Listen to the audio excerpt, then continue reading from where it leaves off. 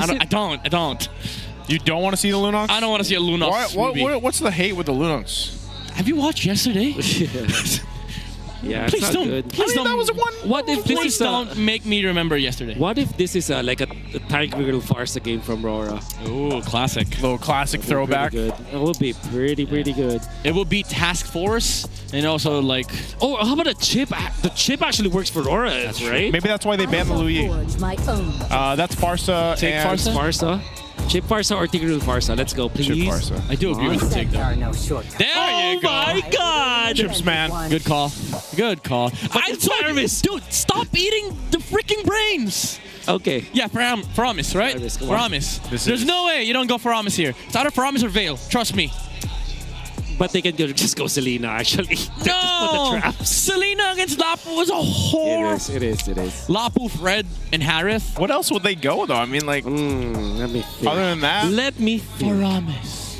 Go Faramis. Haji, I know you played a ton of Faramis games in your life. Either that or you go Novaria. Yeah, like I Oh said, my goodness! this is not it. We did say that the Vex could be picked up. He does want to change that 0% win rate. Okay. Vexana, like, okay. Well, here's one thing. If they had to, you now have the Eternal Guard. MPL Philippines Arena doesn't know either which one it's going to be because neither do we. Going into game 3, will it be Smart Omega or ahead of them, Aurora? But wait, we're going to need a little bit longer because I think they're also wondering. Yeah, let me just propose against the Lapu. That's the thing, because if Edward gets a good game here, he shuts off at least 3 heroes in this game. He shuts off the Hayabusa, he shuts off the Vexana, and he shuts off the Granger. See if we can do it. I mean, early on. Okay, what we do like about the Vexana is it does threaten this Fredrin a lot because of the HP-based damage and obviously the Terrified. That's quite annoying for this Fredrin. However, it does not have that tech with the Zushin, for example, that can dash out if the Fredrin dashes in. Yes. So you don't have that cancel. So there's a lot of problems for the Vexana for sure. Yeah. And it's also a little bit awkward when you think about the fact that there is Chip on the other side. Yep. And also, one last thing before I stop hating on the Vexana pick. Some people don't really think about this too much, but adding more units in a team fight benefits the Harith because he gets more ways to dash into the front lines. That's also true. Yeah, that's true. Well, I don't know. Again, I want to believe in Haji here, man. Haji's been around forever. That also He's played multiple roles.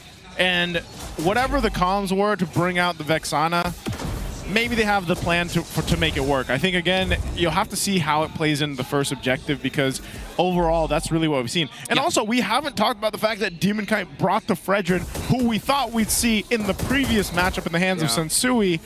So it's, again, in this matchup in the discussion between the utility junglers versus the assassin junglers. Not to mention Light playing the chip here. He saw that. God. That was cheeky plays. 200 IQ play. Toming Light. What the hell? All right, so basically what he did was to tank the Rhapsody coming out from he Nets. does that. Like, that's Light. Yeah, Right. he's a selfless player, man. Yes, But sir. Here we go. We'll see. We'll see if the Vexana pick works here. Haji does have the Eternal Guard, but here we go. Lapu jumps into the front line, uses the Eternal Guard from Haji, but James gets zoned out by the Feather Hair Strike, and we call it. This is what Lapu does into the Vexana, and Yue shuts down the Esmeralda. Light falls, however, onto the backside. So Omega finds the equalizing kill, but Aurora gets the turtle. Yeah. It's just so funny to look at Super Yoshi revitalizing the Eternal Guard. Yeah. Hey, keep it alive. Keep it alive. That's our 6th man. Yeah, unfortunately, it's just fundamentally difficult for Omega to engage. They don't even have the ways to get to Yue. Yeah. Yue just skittered to the left side and then take out the Esmeralda when the moment he got his combo back. Yeah. And again, this is no way a prediction, but you saw how Haji reacted. Oh, whoa, Ryzen gets caught. Sorry, Light gets caught by Ryzen here. Use the portal, however, the shortcut is there. But Demon Kite's gonna have to back off. He knows he doesn't have the backup here because the Lapu stayed on top side. Okay, they went through a little too late and they're like, oh wait, never mind. Let's just go back through the shortcut. So, yeah, Light it's going to be tough for him because now he's got a couple deaths, you know, on him, and he was doing the right thing when he wanted to go ahead and start up things for Dominkite, try to give him some of that advantage. But again, it seems like Smart Omega has good answers. If the shortcuts drop down or they catch the light, they're able to go ahead and burst him down. Also, meanwhile, Ryzen sitting on 2-0 is going to be great for him to go ahead and scale up now on this Hayabusa. He just got the Hunter Strike. Yeah. But another problem that Omega has to solve now is that Light has the ultimate, and in the first turtle fight, he didn't have it. So this will be even a more difficult fight. And to be fair with Haji, though, he's able to get out of there. What's happening? Aurora forcing out a lot of weird engagements. They're still going to have the ultimates in the turtle fight, but they're not connecting with the skills that they need to land onto Omega. It's interesting that it's happening that way. I mean, it just seems like there's a bit of a disconnect on some of the timings and whatnot, but there's turtles up here. They did secure the last one.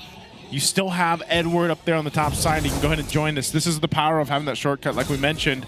But Smart Omega will go ahead and want to contest this.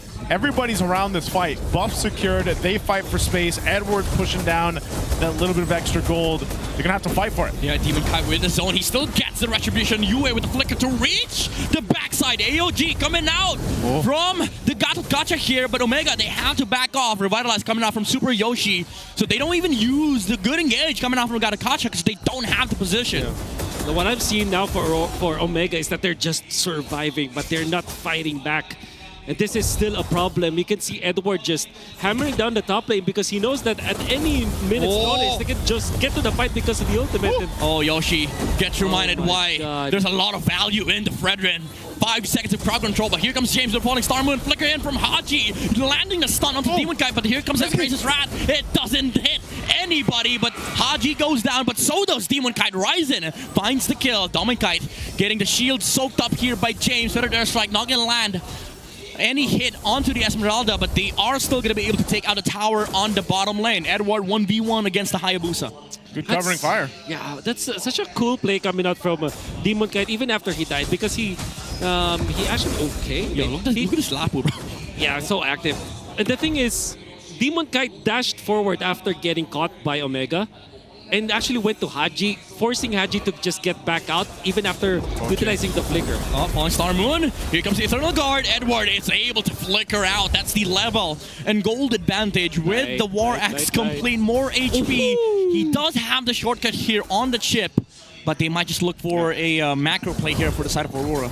Yeah, so he gets out, but that's a flicker burned by Edward. Yep. So that's still a resource down. You can see how much of a lead Edward has too, because again, he was able to go ahead and push that turret down, get a bit of that extra gold. So building in a little bit more here.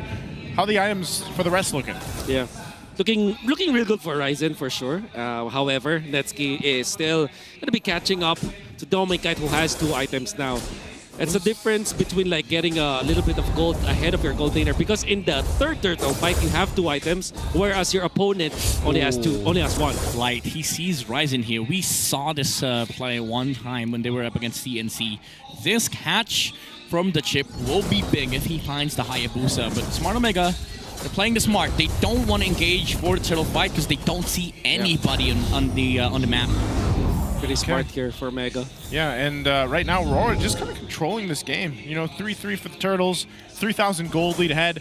You're really starting to look at, okay, what can Smart Omega do here? Yes, Ryzen might be 3-0, but even as a Hayabusa for that, you can't just clearly jump into these fights, you know, and deal with that. So the focus has to shift here for a bit for Smart Omega to make this work. Yeah. Again, if you're Smart Omega, this is the point of the game wherein you don't open up the scoreboard, because if you see the Hayabusa having the same amount of gold with the Fredrin, you're not going to be happy. Yeah. You can see that Omega didn't, even when they have the numbers advantage over Light, they did not even attempt to kill him. Because cutting him out is enough, because they know that the shortcut is always a threat. And they don't have enough ways to deal with that. And I don't think that they will have the tools to deal with that later on. So they have to be very crafty about their initiations. Yeah, part of this though too is maybe at some point, you know, in the near future, Smart Omega can start to play around Netsky. I think he's had a relatively decent phase to go ahead and lane and farm up to what he needs, but this is where you have to kind of hope that James can lead that charge like we've been mentioning. But look at this, another turret's going to go down here. Oh, tier 2. pure objective from Aurora. AOG though, it's gonna land, but the Purify's there from Doming Kite. Revitalize coming out from Tsuruyoshi. But they're gonna crash James and Ryzen going for the sandwich play. Shadow does not land onto anybody. Here comes a shortcut though. Oh, Demon Kite, after TPing in with the energy eruption, hoping to catch a hero on the side of Smart Omega. There's 9 heroes here in the middle lane. About to be 10. With Netsky joining the fray. Ryzen with the Shadow onto the backside. Flicker coming out from UA. But there's strike though. The punish and the crowd control is there from Aurora. Eternal Guard used here by Haji. But up to what cost? They can't even find a single target here on Omega. Oh, they're going to be able to maybe put some pressure on the turret. I thought they would get it, but Lord is up here. They'll get in position. Light still holding up on that front side, and it might just be looking to make a play. This is a hard-fought Lord for Aurora. Started up top, taking that tier 2. Responded to a possible sandwich play from Smart Omega, came in with a shortcut, made pressure in the mid, and then eventually led to them getting and securing this first Lord. Difficult to play up against Aurora if your draft is not as perfect as theirs is.